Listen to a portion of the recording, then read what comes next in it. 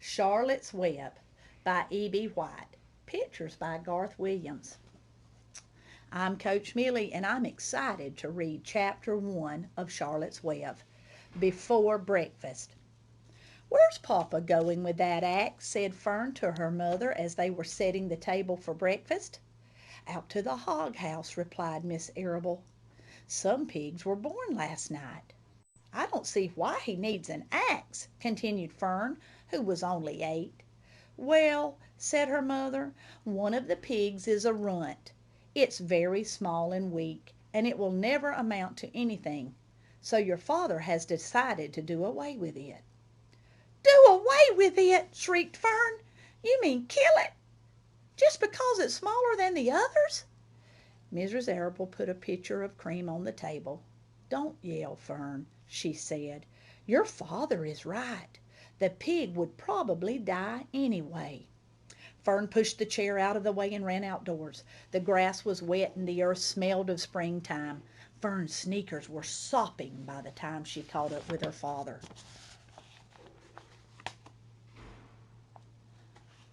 "Please don't kill it," she sobbed. "It's unfair." Mr. Arable stopped walking. "Fern," he said gently, "you will have to learn to control yourself." "Control myself!" yelled Fern. "This is a matter of life and death, and you talk about controlling myself!" Tears ran down her cheeks, and she took hold of the axe and tried to pull it out of her father's hand. "Fern," said Mr. Arable, "I know more about raising a litter of pigs than you do. A weakling makes trouble. Now run along." "But it's unfair," cried Fern. "The pig couldn't help being born small, could it? If I had been born very small at birth, would you have killed me?" Mr. Arable smiled. "Certainly not," he said, looking down at his daughter with love. "But this is different. A little girl is one thing, but a runty little pig is another." "I see no difference," replied Fern, still hanging on to the axe. "This is the most terrible case of injustice I've ever heard of." A queer look came over Mr. Arable's face. He seemed almost ready to cry himself. "All right," he said. "You go back to the house, and I will bring the runt when I come in. I'll let you start it on a bottle like a baby. Then you'll see what trouble a pig can be." When Mr. Arable returned to the house half an hour later, he carried a carton under his arm. Fern was upstairs changing her sneakers. The kitchen table was set for breakfast, and the room smelled of coffee, bacon, damp plaster, and wood smoke from the stove. "Put it on her chair," said Miss Arable. Mr. Arable set the carton down at Fern's place. Then he walked to the sink and washed his hands and dried them on the roller towel. Fern came slowly down the stairs. Her eyes were red from crying. As she approached the chair, the carton wobbled, and there was a scratching noise. Fern looked at her father. Then she lifted the lid of the carton. There inside, looking up at her, was the newborn pig. It was a white one. The morning light shone through its ears, turning them pink. "He's yours," said Mr. Arable, "saved from an untimely death, and may the good Lord forgive me for this foolishness." Fern couldn't take her eyes off the tiny pig. "Oh," she whispered, "oh, look at him. He's absolutely perfect." She closed the carton carefully. First she kissed her father, then she kissed her mother. Then she opened the lid again, lifted the pig out, and held it against her cheek. At that moment her brother Avery came into the room. Avery was 10.